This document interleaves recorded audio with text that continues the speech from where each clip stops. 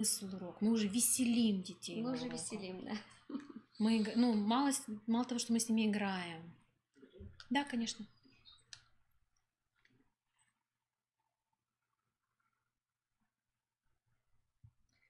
Здравствуйте, уважаемые коллеги, родители, педагоги, воспитатели и все, кто заинтересован в нашей теме. Наш сегодняшний вебинар посвящен очень важной и актуальной теме «Функциональная и финансовая грамотность. Дети и деньги». Данный проект в рамках консультационного центра применяется по проблеме функциональной и компетентности родителей прежде всего, потому что на самом деле сегодня многие наши мероприятия, посвященные финансовой грамотности, как раз показывают тот аспект, что дети сегодня иногда даже более грамотны, нежели родители и педагоги. Поэтому нам сегодня нужно говорить о профессиональной нашей с вами компетенции. И у нас сегодня в гостях специалисты Центр развития общего образования и социализации и воспитания личности, Исаева Наталья Николаевна, заведующая этим центром, и Агалаков Александр Юрьевич, партнер АО «Открытие Брокер», член Института корпоративных директоров, участник проекта Минфина России «Содействие повышению уровня финансовой грамотности населения и развитию финансового образования в Российской Федерации». И представлюсь, я являюсь методистом Центра развития общего образования, социализации и воспитания личности Попова Ванда Цветановна и являюсь также специалистом консультационного центра Коми Республиканского института развития образования. И передаю слово Исаевой Наталье Николаевне. Пожалуйста, Наталья Николаевна. Добрый день, коллеги, все участники нашего вебинара. Я позволю себе остановиться буквально в 2-3 словах на том, что такое проблема вообще, каким образом, что такое функциональная грамотность, проблема формирования функциональной грамотности и у обучающихся, и у родителей. То есть мы будем говорить о том, что современных, точнее будет правильно сказать, функциональная грамотность как современный аспект развития системы образования. В данном случае связано у нас это с вами с постановлением, с посланием президента Российской Федерации с его поручениями от 7 мая 2018 года, когда Владимир Владимирович поставил перед нами с вами задачу о том, чтобы вывести систему образования Российской Федерации в десятку лидеров, стран-лидеров, ну и, соответственно, начинаются различные изменения в системе образования и различные реформы. В том числе мы говорим о том, что начиная с 2015 года Российская Федерация подвергается мониторинговым исследованиям системы ПИЗа, международным исследованиям системы ПИЗа, и уже в 2019 году впервые Российская Федерация прошла так называемый мониторинг по сформированности у обучающихся 5 и 7 классов функциональной грамотности. Что же такое функциональная грамотность? Если говорить простыми словами, вы видите на слайде представлены различные варианты определения, их вообще более 400, но основные критерии, основные моменты, на которые обращают внимание специалисты: функционально грамотный человек – это человек, который способен использовать все приобретенные знания, умения, навыки, если мы говорим по федеральному компоненту государственного образовательного стандарта, либо компетенции, как мы говорим по федеральному государственному образовательному стандарту, для решения максимально широкого диапазона жизненных задач. То есть, начиная с 2010 года, фактически вся система образования Российской Федерации была нацелена на то, чтобы сделать образование практикоориентированным. И функциональная грамотность, как раз мониторинг функциональной грамотности, проверяет, насколько нам с вами это удалось. Почему мы говорим и так много в Институте развития образования, мы в 2019-2020 учебном году говорим про функциональную грамотность, да потому что те тенденции системы образования, которые на сегодняшний день прослеживаются, это, если вы слышали, надеюсь, что слышали, потому что уже на протяжении 1,5 лет педагогическое сообщество говорит о таких двух глобальных проблемах, двух глобальных проектах, один из которых называется «Навыки 21 века», когда все навыки, которым приобретает обучающийся в ходе образования, можно поделить на 3 большие группы. Это базовые навыки, личностные качества и компетенции. И, соответственно, глобальный блок, большой, огромный, это федеральные государственные образовательные стандарты. И объединяя эти 2 блока, мы с вами получаем как раз вот ту самую схемку, которая представлена внизу слайда, когда мы объединяем, переплетая знания, умения, навыки, собственно, помещаем их в поле компетенций и переводим все эти моменты, собственно, к какому-то конкретному действию, то есть каким образом ребенок, все обучающиеся для меня, как бывшего педагога, дети, каким образом ребенок может этими компетенциями воспользоваться, всем этим багажом. И, соответственно, понятное дело, что любое нововведение, любое изменение мы должны с вами замерять. И поэтому Министерство просвещения Российской Федерации разработало такой мониторинг формирования оценки функциональной грамотности, но не стоит бояться слова мониторинг. Почему? Почему-то в системе образования слово мониторинг воспринимается как некие такой негативные санкции. Момент негативных санкций. В данном случае мы говорим о том, что сейчас мониторинг функциональной грамотности обучающихся будет направлен на то, чтобы выявить те проблемные зоны, которые сейчас складываются у наших детей. Я понимаю, что сейчас у коллег может возникнуть некий такой скепсис, что мы и так знаем, какие проблемы у детей. Коллеги, мы знаем, какие проблемы предметные у детей. В данном случае мониторинг формирования функциональной грамотности позволяет нам с вами, позволит выявить именно метапредметные затруднения обучающихся и выявить какие-то, в том числе и личностные затруднения. Поэтому вы видите, что основная задача – это не контроль и не проверка, как отмечено во втором пункте, а поддержка и обеспечение формирования функционально грамотного гражданина Российской Федерации. Мы говорим о том, что же такое функциональная грамотность. Во всяком случае, это 6 больших блоков, которые включают в себя проверку математической грамотности, читательской грамотности, естественно, научной, финансовой, о чем сегодня будет говорить Александр Юрьевич, я так понимаю, да? И 2 блока, которые для нас с вами, в принципе, слова-то мы с вами слышали эти, но не совсем понимаем, что под ними подразумевается в педагогическом сообществе. Глобальные компетенции и креативное мышление. Это наиболее проблемные зоны. С чем это связано? Связано это с тем, что на сегодняшний момент слабо разработан инструментарий, каким образом мы будем замерять. И где тут эталон креативности либо глобальности в данном случае. И с чем мы будем сравнивать. Тем не менее, хочу вас, наверное, обрадовать, то, что Республика Коми, мы, конечно, не вошли в число первых регионов, которые проходили апробацию, а в 2019 году, в апреле 2019 года в апробации участвовало 19 регионов Российской Федерации. Мы с вами вошли во вторую волну, и, как вы видите, специально вывела на слайд, что в апреле 2020 года все обучающиеся Республики Коми, начиная с 5 по 9 классы, пройдут через систему мониторинга функциональной грамотности. Если по очень простому, в дальнейшем я вот так вот пробегусь, приведу вам пример, и на этом позволю себе закончить. Что же такое функционально грамотный человек? Я вам приведу тот же пример, который нам приводили разработчики мониторинга. Задается вопрос обучающимся 5 класса. Мама Васи работает с 6 утра. Во сколько должна выходить мама Василия из дома, чтобы не опоздать на работу? При этом, коллеги, мы говорим о том, что подумали, ответили. Когда нам задали этот вопрос, я поняла, что к своему стыду, человек с 2 высшими образованиями, кандидат наук, но я не обладаю функциональной грамотностью. Я ответила за 15 минут до, за 20 минут до. Мне сказали, нет. Вопрос звучал, во сколько?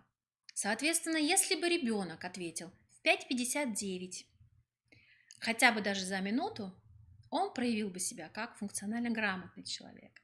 А так как мы ответили за определенное время до, мы не прочитали грамотно условия задачи, и в этой связи это один из компонентов, в том числе функциональной грамотности.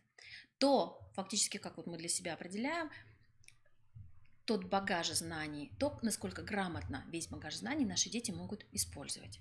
А наши дети не смогут его использовать, как правильно сказала Мада Цветановна, если родители, я не говорю школа, да, это ее обязанность, если родители им в этом не помогут. Институт развития образования всегда рад вам помочь, если у вас возникают такие сложности. Контактная информация и у Ванды Цветановны, и у нас, и у консультационного центра представлена, поэтому будут вопросы, обращайтесь, а я на этом закончу. Благодарю вас, Наталья Николаевна. Ну и сейчас хотелось бы остановиться, несколько слов буквально сказать на вопросах, остановиться именно нравственного воспитания в экономической грамотности.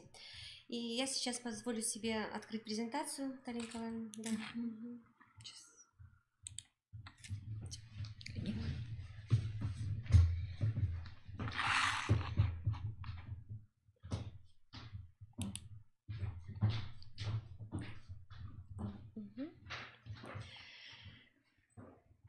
В контексте данной темы мне приходилось неоднократно заниматься такой работой, как проверка детских сочинений. Министерство финансов обращалось к Институту развития образования за такой помощью, как проверка конкурсных материалов. И исследования мною сделаны, на основе тех исследований, которые я сделала, была, в общем-то, такая, идея развернуть эту тему в контексте нравственного воспитания, так как у нас сегодня федеральный закон об образовании в Российской Федерации, и мы на него опираемся, рассматривает воспитание как деятельность, направленную на развитие личности, создание условий для самоопределения и социализации обучающихся на основе социокультурных, духовно-нравственных ценностей, принятых в обществе норм, правил поведения в интересах человека, семьи, общества и государства.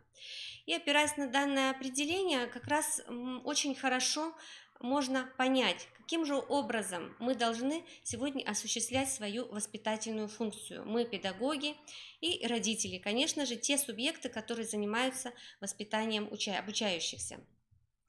И здесь вот очень хорошее высказывание Конфуция. Если хочешь накормить человека один раз, дай ему рыбу. Хочешь накормить его на всю жизнь, научи его рыбачить. Вот это такое высказывание, оно как раз помогает понять вообще, для чего человек трудится, для чего ставит цели перед собой, задачи, для чего он постоянно выступает в роли реализатора неких действий, функций. И, соответственно, те проблемы, которые человек сталкивается на своем пути, он должен постоянно решать. И вот ребенку, если очень хочется выполнить ту или иную функцию, он должен прежде всего понимать, для чего, как, с какой целью и каков должен быть результат. То есть вот обо всем этом, конечно, мы должны, наверное, помнить на любом этапе нашей с вами деятельности по осуществлению воспитательных функций. Наталья Николаевна уже хорошо сказала о тех определениях по функциональной грамотности, я не буду на них уже останавливаться подробно. И хотелось бы еще раз понять на самом деле, финансовая грамотность, она чаще всего связана с понятиями доход, процент, накопление, инвестиции, страховка, риски. Все это мы понимаем, что в учебниках по экономике в 10-11 классе все эти термины и понятия изучаются детьми. Но, на мой взгляд, все-таки у детей должны быть понятия финансовой грамотности, очень четко связанные с понятием добродетели и труд. Потому что без этих компетенций все понятия финансовой грамотности, они могут только быть восприняты как человек должен иметь возможности для осуществления и реализации каких-то своих корыстных, иногда даже, может быть, целей. И чтобы этого избежать, нам необходимо, конечно же, заботиться о личностных результатах, которые обеспечивают именно ценностно-смысловую ориентацию учащихся, умение соотносить поступки и события с принятыми этическими принципами, знание моральных норм, умение ориентироваться в ситуациях нравственного выбора, умение соотносить понятия и ранжировать их. Вот это то, что нам говорится в федеральных государственных образовательных стандартах в качестве смысла образования. Для чего? Отвечаем мы на вопрос. А также мы используем методы организации деятельности учащихся на занятиях. И здесь для нас очень важным становятся такие понятия, как анализ объектов, синтез, как составление целого из частей, классификация объектов, установление причинно-следственных связей и доказательства. То есть что это такое? Мы должны очень хорошо понимать, что ребенок в своей изучении данной темы финансовая грамотность, он должен очень понимать, что такое исследовательская позиция, и выступать очень чаще в роли исследователя. Таким же образом, выработанная способность человека искать и выявлять проблемы, осознанно, активно и конструктивно реагировать на проблемные ситуации навесны, выстраивать исследовательские отношения к реалиям окружающего мира, другим людям, самому себе. В данном случае мне бы хотелось остановиться на некоторых таких вот произведениях, сказочных произведениях, на которых мы можем выстроить свой воспитательный процесс, начиная с дошкольного возраста. Здесь есть экономические сказки, есть бытовые сказки. И здесь очень хорошо через вот эти вот сюжеты можно понимать на самом деле, что должен ребенок осознать по отношению к себе, к окружающим людям, к самому себе при формировании вот этой вот данной компетенции. Какие же формы используются для просвещения учащихся? Конечно, здесь очень много игровые ситуации могут быть. Викторины, квесты, моделирование, имитационные игры, беседы, диспуты. И на этом, через эти формы, конечно же, функциональная и финансовая компетентность, они будут реализовываться, достигаться более лучшим образом. Здесь также в процессе активной творческой деятельности с учащимися на занятиях можно говорить о ценностях. Что такое сокровище, что такое ценности, каким образом можно отнести с понятиями опять нравственности, морали, выбор приоритетов. И, конечно же, здесь мы можем построить вообще ценные, очень целые такие диспуты, круглые столы, дискуссионные площадки, которые будет не только формировать финансовую компетентность, но и выращивать гражданина и человека, который действительно будет развиваться в том государстве, в котором мы должны чувствовать себя успешными, комфортными людьми, и для которых добродетели – это тоже очень важная сторона, существенная сторона отношений. Также в процессе деятельности мы учимся высказывать свою позицию. Здесь мы предлагаем некую поп-формулу. Что такое поп-формула? Человек, ребенок, через свою принципиальную позицию учится говорить, используя некую схему обоснования своего выбора. Например, считаю так, потому что, например, вследствие, поэтому. И таким образом обучаем детей не только думать, но и высказывать свою точку зрения именно через такую обобщенную формулу, которая поможет детям, опять же, при формировании своего речевого запаса.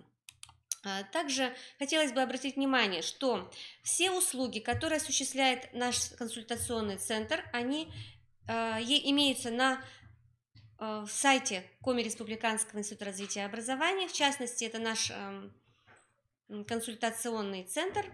Здесь вот этот баннер, обращаю ваше внимание, консультационного центра, его эмблема. Там вы можете познакомиться с проектами нашего центра, с услугами, также со специалистами, которые работают в консультационном центре, а их более 50. Также мы осуществляем услугу выездные консультации с применением диспутов, участия в круглых столах, имитационных игр и так далее. Все же по вашим заявкам. Ну и специалист нашего консультационного центра, который принимает заявки, это Будни Анна Александровна. Здесь контактные данные есть на этом слайде. Я постаралась очень кратко обратить внимание на одну из очень важных проблем формирования финансовой компетентности, именно нравственный аспект. Ну и сейчас передаю слово следующему специалисту. Пожалуйста, Александр Юрьевич.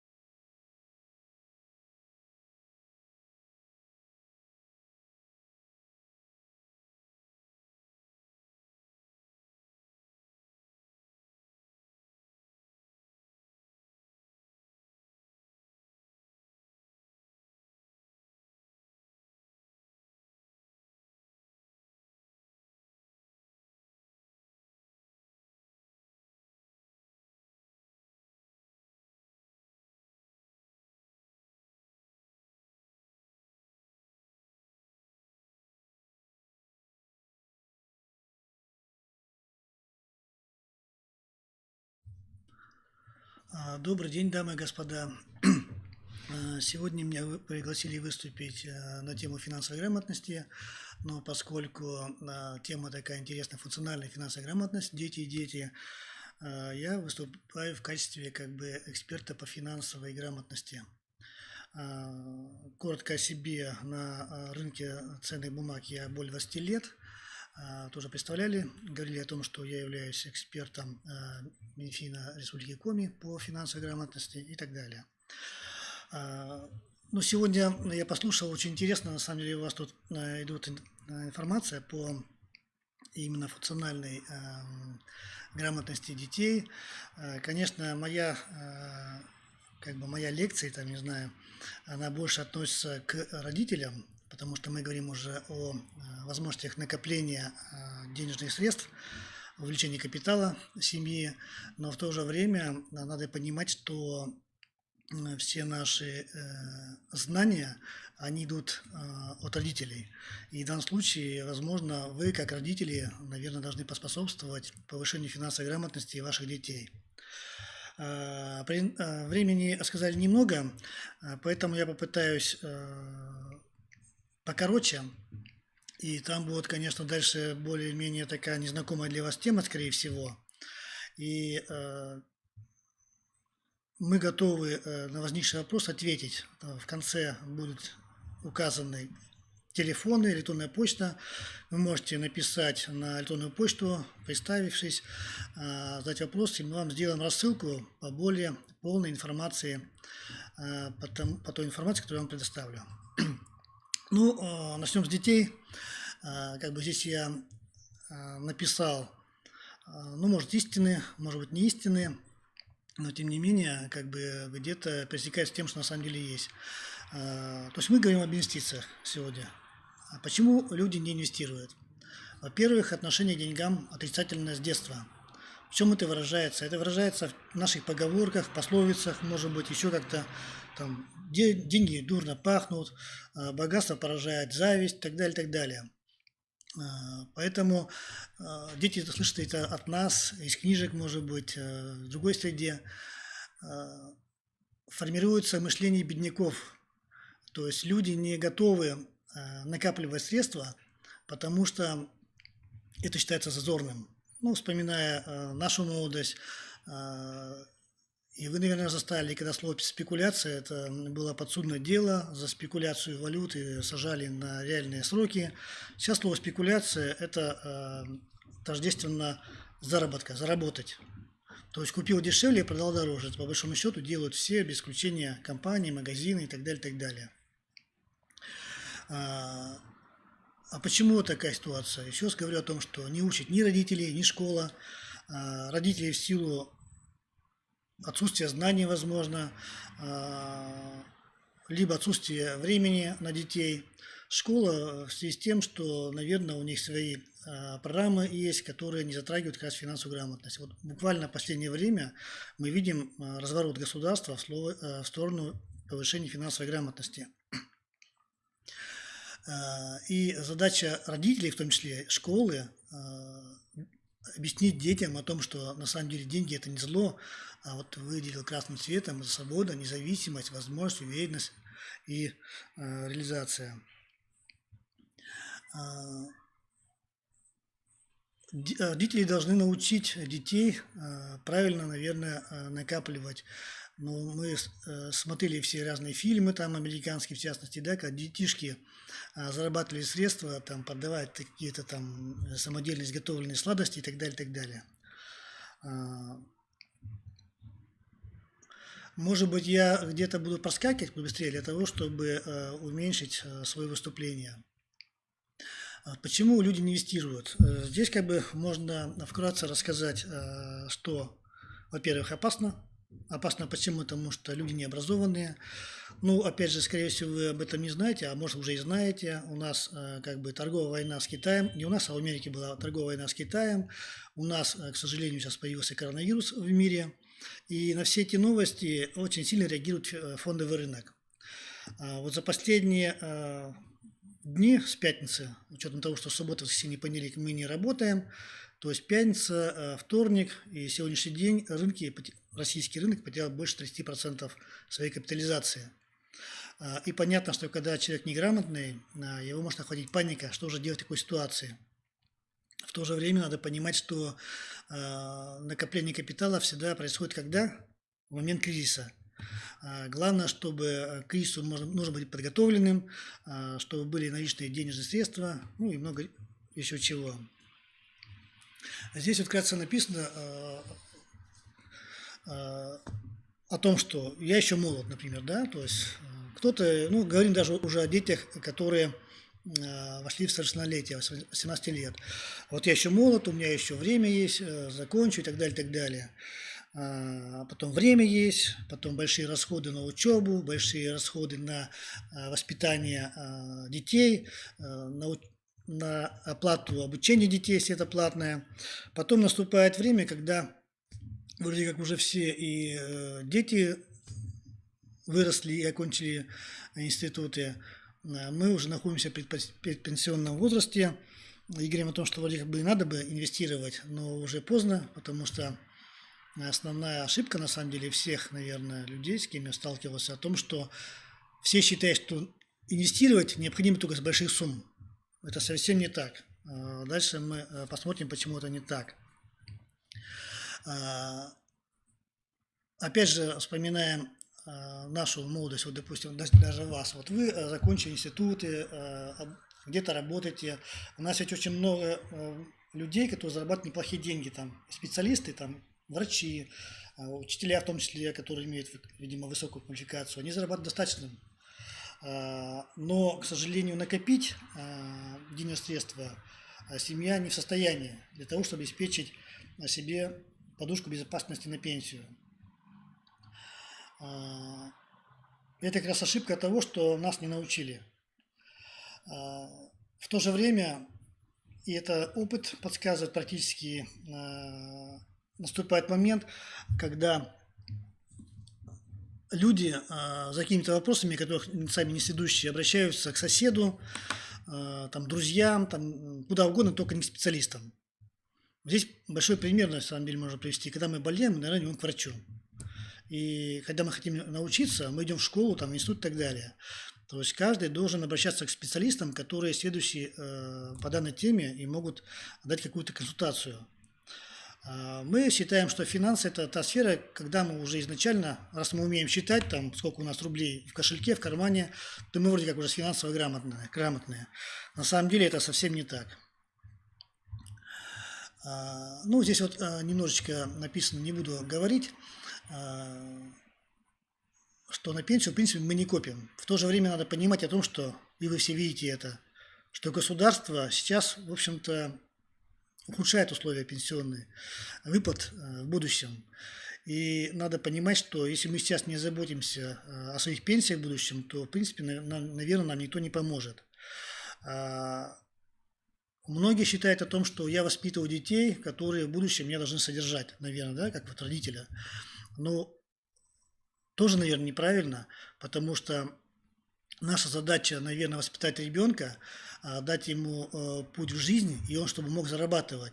А мы, как родители, которые выполнили свои условия, должны нормально жить уже в свое удовольствие, как делает Запад, да, который мы приводим пример. Немцы там постоянно за границей, американцы и так далее. Тут написано примерно, какой размер пенсии рассчитывают респонденты. Ну, видно, что невысокие доходы ожидают нас всех в будущем, которых опросили. И вот внизу написано там 3 строчки о том, что когда же мы становимся богатыми, да? Богатыми становимся только тогда, когда мы часть денег постоянно откладываем в будущее. И вот, на самом деле, ну вот опять же, по факту уже, и может быть и вы об этом знаете, что о жизни и деньгах люди начинают задумываться, когда они приходят к концу. Когда у нас деньги в кошельке не кончаются, как говорится, то мы о них не задумываемся.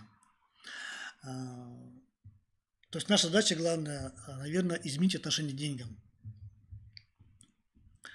Здесь я вкратце сейчас, наверное, покажу вам табличку. Вот уже говорил о том, что все считают, что инвестировать необходимо большую сумму для того, чтобы все было хорошо. Я в следующей таблице хочу показать о том, что можно небольшими суммами, но постоянно и в течение длительного времени накопить достаточно большой капитал. Вот здесь таблица, сколько лет нужно сберегать, чтобы достичь 1 миллион рублей. В левой графе это сумма ежемесячного взноса, вверху это процентная ставка на эту сумму, и, соответственно, можно найти, сколько лет необходимо для того, чтобы получить 1 миллион рублей.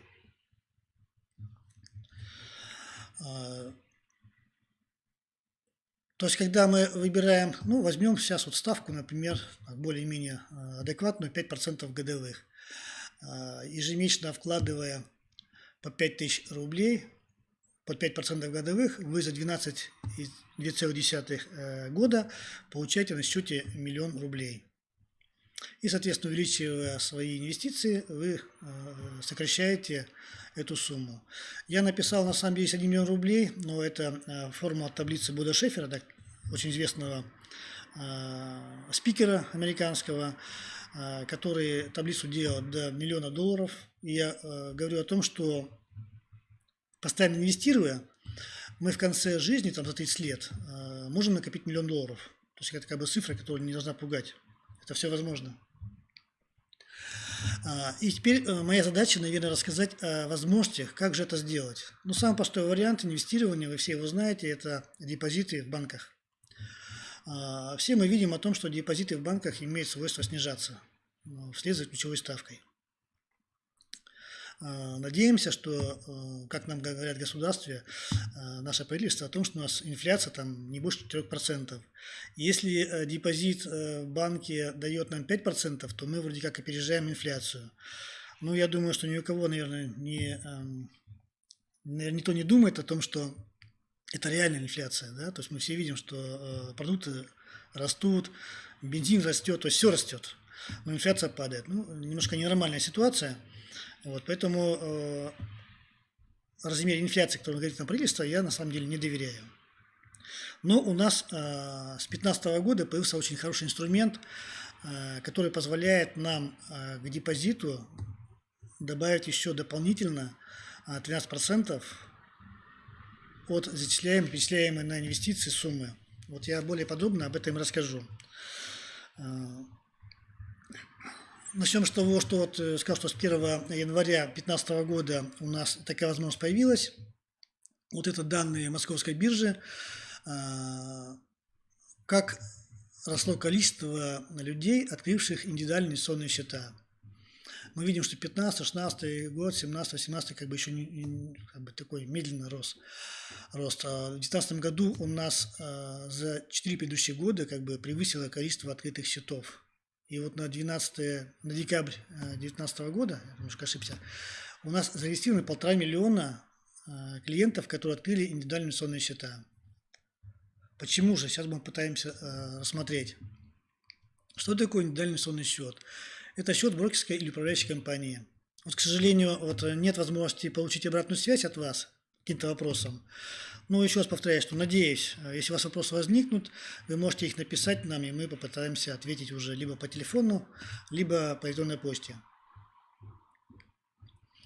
Итак, ИС – это счет брокерской или управляющей компании, который позволяет получить налоговые льготы.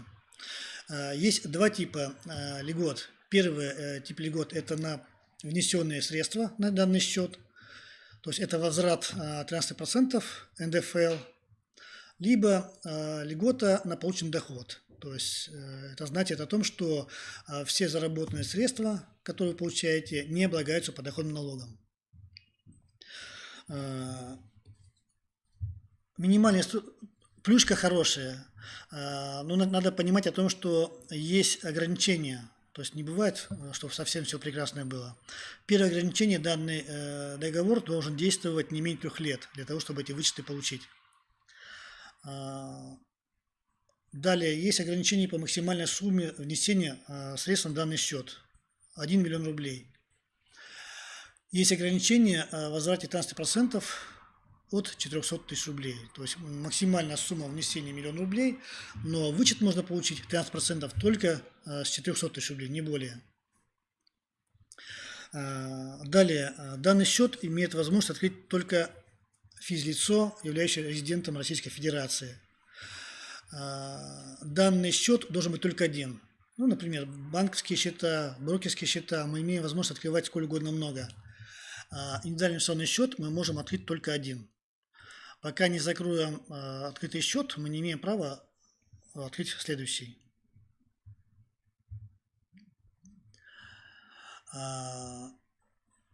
Так, ну, я рассказал.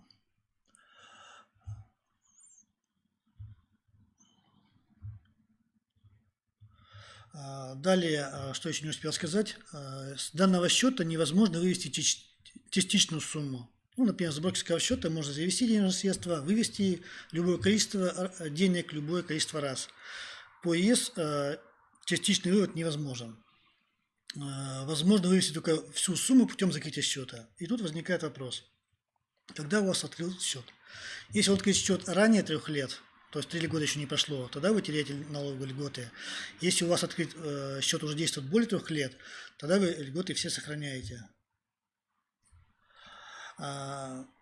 Кому подходит льгота вычет на взнос? Всем, кто имеет официальную зарплату, потому что возврат НДФЛ идет именно с подтвержденной зарплаты, с которой перечисляется налог 13%. Если у вас налога нету, соответственно, как бы данный тип вычета вам невозможен. Но надо сказать о том, что 13% мы получаем не только с зарплаты, мы получаем в том числе с дохода на фондовом рынке, мы получаем доходы с каких-то других договоров, по которым официально уплачивается НДФЛ и так далее. Вычетный инвестиционный доход выгоден тем, у кого, во-первых, нет официального дохода, а также для тех инвесторов, которые работают на фондовом рынке и получают достаточно высокие доходности. Потому что в данном случае как раз доход вычет на инвестиционный доход, он как бы превышает вычет 13%, который вы можете получить. Тип вычета можно, то есть как только вы вычет зафиксировали, его поменять уже невозможно. То есть он появляется только, когда вы открываете новый счет. Как это вообще происходит? Например, в 2020 году вы открыли инвестиционный счет, занесли денежные средства в размере 400 тысяч рублей и имеете возможность в 2021 году подать декларацию от НДФЛ в налоговую инспекцию и получить вычет. Вот как только от государства вы получили 13%, вы зафиксировали тип вычета вычет на взнос. И поменять данный тип вычета вы уже не сможете, пока договор не закроется. Ну, надеюсь, вам понятно, что я говорю. Здесь показано как бы на слайд, как примерно работает, да, тип вычета на взнос. Ну, вот берем мы здесь 1 миллион рублей, как бы максимальная сумма, но мы взяли вот 400 тысяч рублей, потому что именно с этой суммы мы получаем вычет 52 тысячи рублей. Вот там написано 400, умножаем на 3 года. То есть мы 3 года можем, и более, так скажем. Хочу оговориться о том, что когда я говорю 3 года, это не значит, что через 3 года мы данный счет должны закрыть. 3 года – это минимальный срок действия данного договора. Соответственно, вы можете 3, 4, 5, 10, 20, 30 лет данный счет иметь. Здесь пример показан на 3 года. То есть 400 тысяч рублей ежегодно вкладывая, мы получаем через 3 года сумму в наших внесенных средств 1 200 000. Взял доходность здесь процентов от инвестиций, она вроде как считается большой, в то же время не совсем, потому что даже облигации федерального займа, как надежные самые ценные бумаги, они дают доходность от 5-8% годовых. Если взять эмитентов, ну, Газпром, Сбербанк и так далее, то там возможно до 9%. И есть более рискованные высокодоходные облигации, там доходность до 15% годовых. Я взял 10% годовых, чтобы проще было считать. Соответственно, инвестируя 400 тысяч каждый год по 10% с доходностью, мы получаем доход от инвестиций 256 тысяч рублей. Плюс ко всему мы получаем по 52 тысячи рублей в год, это будет 156 тысяч рублей. Итого мы зарабатываем 419 тысяч рублей чистого дохода. Здесь как бы приведен пример, ну, мы на нем останавливаться не будем, потому что вроде как все понятно. Вот, ну, написано, что доходность составила за все это время 34% за все время. Если мы поделим на 3 года, поскольку мы 3 года с вами владеем, то это больше 11% годовых. Опять же, сравнивая с банковским депозитом, если мы говорим о надежных банках, то это 5%. Получаем мы тут 11%, то есть доходность наша в 2 раза больше. Можно вернуться к таблице, которую я показывал. Чем выше доходность, которую мы вкладываем, тем быстрее мы доходим до 1 миллиона рублей. Да, вот 5%, либо 10%, да, вот вам, пожалуйста. То есть размер доходности с учетом сложного процента, а у нас сложный процент, поскольку мы получаем вычет и инвестируем дальше его, либо доход по купонам, тем быстрее мы получаем требуемую для нас сумму инвестирования.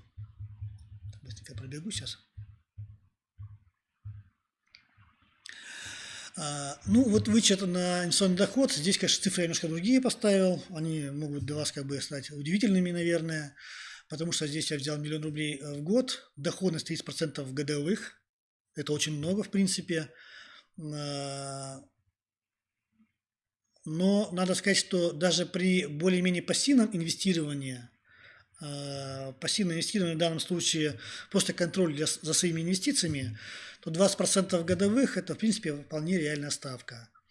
30% годовых – это когда вы более-менее там сами самостоятельно оперируете вашими инвестициями. Далее я покажу возможность другую, когда вы даже не, в принципе, не самостоятельно инвестируете, получите доходность выше 30% годовых. Поэтому такая цифра взята. И мы за 3 года получаем доход 2 миллиона 197 тысяч 400 рублей. Соответственно, весь этот доход при закрытии счета ИС не будет облагаться налогом НДФЛ. Если говорить о том, что у нас НДФЛ 13%, то мы экономим как минимум около чуть больше 400 тысяч рублей. Ну, здесь тоже самый расчет, как бы мы пробежим его. Вот, как бы это очень важно, на самом деле, да, я уже об этом говорил. Один инвестор, один ИС. Минимальный срок действия договора 3 года, максимальная сумма на взнос 1 миллион рублей, вывод активов с ИС, закрытие ИС. Что происходит, когда мы вдруг, то есть начнем с того, что вот мы сегодня внесли денежные средства, но жизнь она такая штука, что деньги могут нам понадобиться в любой момент времени. При закрытии счета, как я сказал, вы теряете право на льготу. И здесь наступает 2 момента. Первый момент, когда вы успели взять НДФЛ, получить вычет на внесенную сумму, либо не успели получить. Допустим, вы успели получить. В этом году вы открываете счет, вносите денежные средства. Нет, давайте в прошлом году. В прошлом году вы открыли счет, внесли денежные средства. В этом году вы подали декларацию от НДФЛ и успели вычет от государства. И вдруг по каким-то причинам, они разные могут быть, вам деньги с ИИСа необходимы стали. Вы закрываете ИИС, и тот размер вычета, который вы получили от государства, вы обязаны вернуть. Плюс вы должны вернуть на данную сумму начисляется пени, там и ставки, ключевой ставки, которые у нас Центробанк. То есть это не страшно, но тем не менее неприятно. Если, допустим, вы еще не успели получить средства, то ничего страшного не возникает. Вы закрываете ИС, выводите денежные средства. Если у вас получена какая-то прибыль на данном счете, то мы, как налоговый агент, взимаем 13%. Второй вариант, когда вы изначально задумывались о том, что вы будете получать вычет на доход, та же самая ситуация. Вы ничего от государства не получили, вы ему ничего не должны. Вот написано, что финансовый результат будет обложен подоходным налогом, как и по обычному брокерскому счету. Как получается вычет типа А? Ну, во-первых, у вас должен быть открыт брокерский счет, в том числе индивидуальный инвестиционный счет. Далее вы перечисляете денежные средства на данный счет. В налоговую инспекцию несется копия договора на ЕС, несется платежное поручение о том, что вы перечисляли именно на этот счет.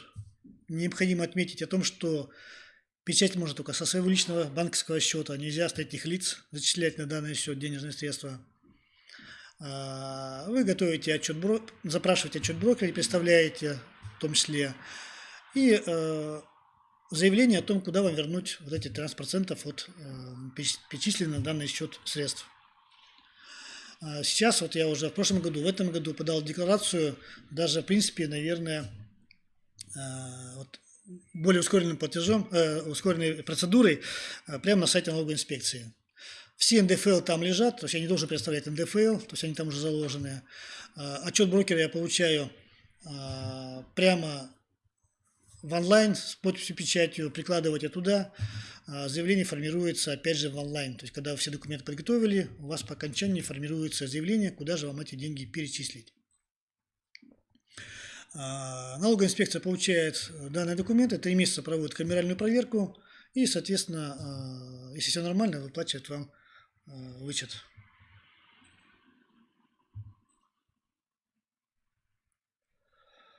Ну вот здесь я немножко кратко уже говорю, кто может получать налоговый вычет. Это физлица, имеющие декларируемый доход. Ну, пенсионеры, которые работают, и госслужащих есть немножко ограничения.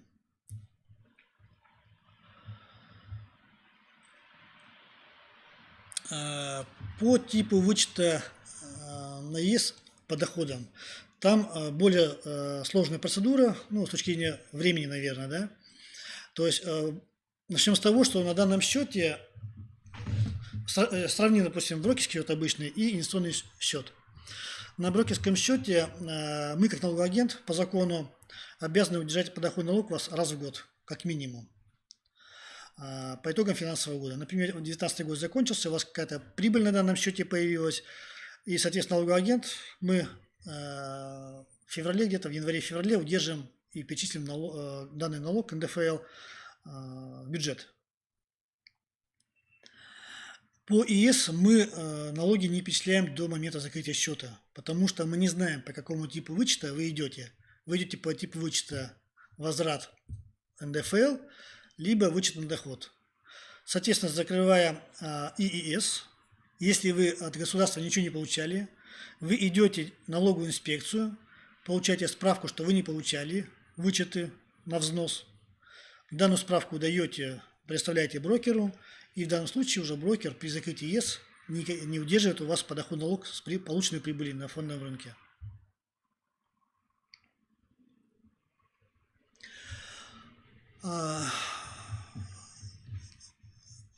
Тип вычета можно получить, вот не сразу, например, в этом году я открываю счет, вношу денежные средства, я могу не воспользоваться вычетом на взнос 3 года.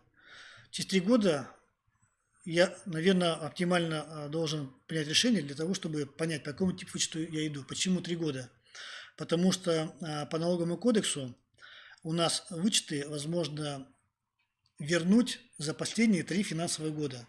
Поэтому, если мы 3 года прошло и не выбрали тип вычета, то есть не получили вычет от государства, начался 4-й год, и когда будете предоставлять уже вычеты на взнос, у вас налоговая инспекция посчитает за последние 3 года. Поэтому 3 года, в принципе, можно ничего не подавать. По течение 3 лет попробовать посмотреть, где же вы получили больше доход, где вам выгоднее, либо на взнос, либо на вычет, и уже принять решение.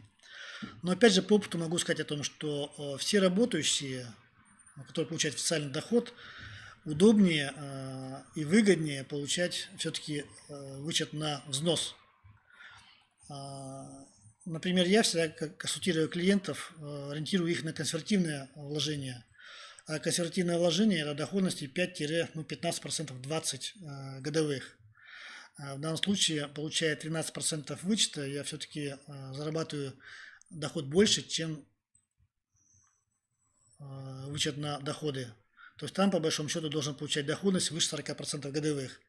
Могу сказать, что эта доходность достаточно высокая, и держать ее постоянно на таком уровне, ну, очень тяжело, можно сказать, практически невозможно, потому что даже я, работая на финансовом рынке уже более 20 лет, имею в том числе убыточные года. Возникает вопрос, ну, надеюсь о том, что вы поняли, что данный тип счета очень выгоден для вас с точки зрения инвестирования, в том числе пассивного инвестирования, получая повышенный доход, чем банковский депозит. Возникает вопрос, где открыть ИЭС?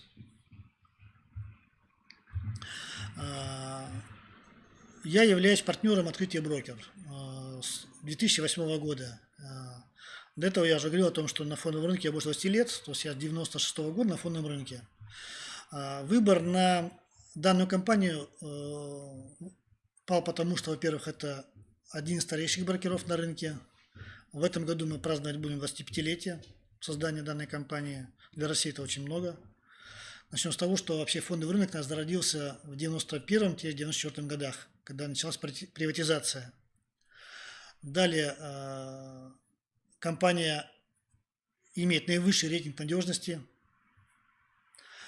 Более того, мы в настоящее время входим в группу финансовой компании Банка Открытия, финансовая корпорация Банк Открытия, которым владеет Центробанк 100%.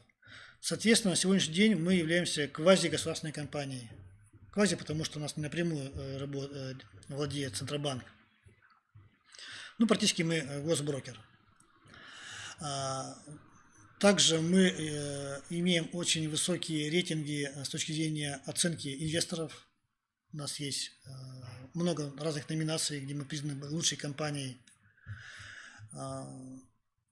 Являемся лидером на срочном, валютном и фондовом рынке. Предоставляем доступ на российский и американский рынок. Это как бы регалии нашей компании. То есть мы являемся лидером рынка.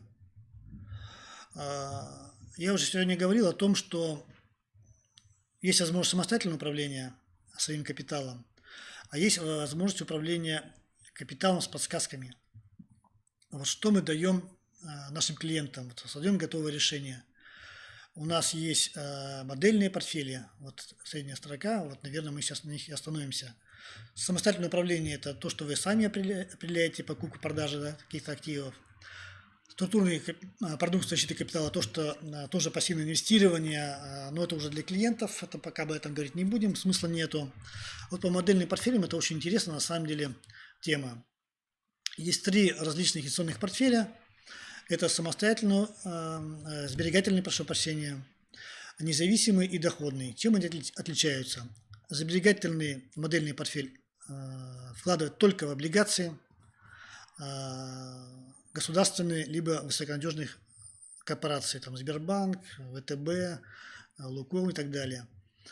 Доходный модельный портфель – это портфель, который ведет наша компания. И независимый модельный портфель – это портфель, который ведет независимое агентство Инвесткафе. Сейчас, а можно как-то выйти? Так, сейчас, секундочку, я посмотрю, сразу открою, что такое модельный портфель. Вот модельный портфель, доходный, который ведет наша компания. Здесь наглядный график. Как голубой график – это как раз портфель доходный, красный – это индекс МВБ. Мы видим о том, что данные на февраль этого года. С 2013 года ведется портфель. С 2013 года доход составил 315%. Если мы поделим за это время, за все это время введения, здесь доходность среднеизвестная составляет больше 35% годовых. Тем не менее, мы видим о том, что вот есть рыночные всплески, падения и так далее, росты. Все это как бы реальный портфель. И вот как раз мы видим, что здесь просел портфель, да, как раз вот ситуации на фондовом рынке текущей. Я думаю, что сейчас март начался тоже не очень хорошо, он еще больше просел. И надо сказать о том, что точка входа в модельный портфель тоже важна, потому что, зайдя на вершине, например, вот, да, которая у нас показана, надо понимать, что мы имеем просадку. То есть, допустим, мы внесли 100 тысяч рублей, рынок упал на 10%, то есть наш портфель имеет просадку 10%. Зайдя на падение рынка, надо понимать о том, что рынок все равно отрастет, управляющие как бы работают, то мы получим доходность намного значительно выше, чем люди, которые вошли как раз на вершине. Как это работает? Работает очень просто. Вы получаете смс-уведомление на телефон о том, что вам необходимо привести модельный портфель в соответствии с текущим. Заходите в личный кабинет, нажимаете кнопку «Привести в соответствии с модельным портфелем», и автоматически все, что необходимо, покупается, все, что необходимо, продается.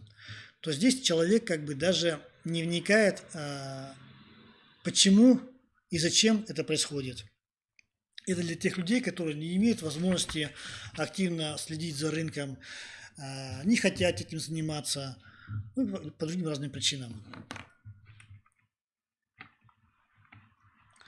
Ну вот структура портфеля примерно показана, куда вкладываются. Но опять же хочу сказать о том, что это структура портфеля февральская.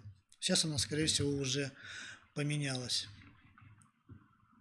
Возвращаемся к презентации.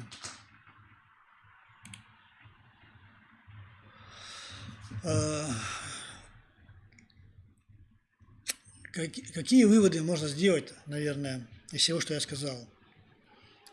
Необходимо заботиться о себе, в том числе в финансовом плане. То есть никто вас не научит. Это на самом деле требует каких-то знаний, учебы и так далее, так далее. Необходимо обратиться к истории развитых стран и опыту богатых людей. Ну, здесь можно вспомнить на самом деле Баффете, Уоррен Баффет, который инвестирует с 1942 года.